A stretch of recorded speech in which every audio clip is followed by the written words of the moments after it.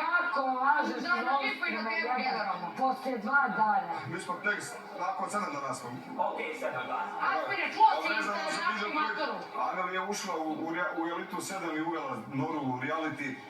Ovo ste Uvela Noru nego tebe i Staniju. Mene Stanju Šta ste mi napravili? u sudu, u dženitu. Evo sad uvukla i Muriju i Garu i sve. Ovo je cijena toga svega, nažalost, Nora se pronači kroz reality 3 godine. Nora se više ne zove Nora. Pa dobro.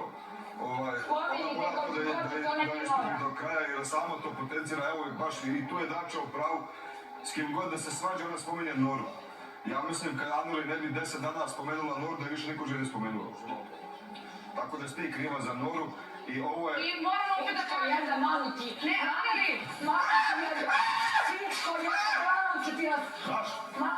To je isto.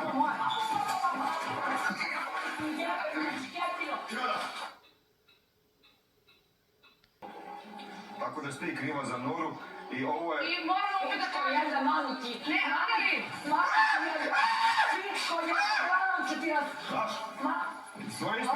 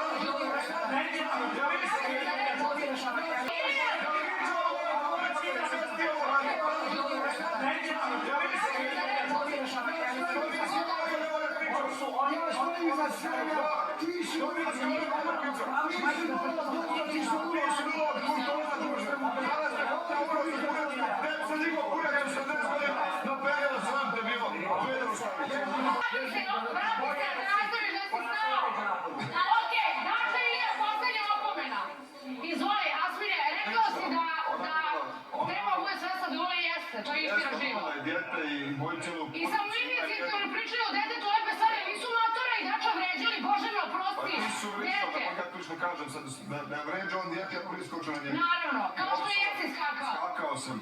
Ja dok sam bio s tom u dobrim odnosu, niko nije ni spomenuo Noru. Ali ona sama to radi.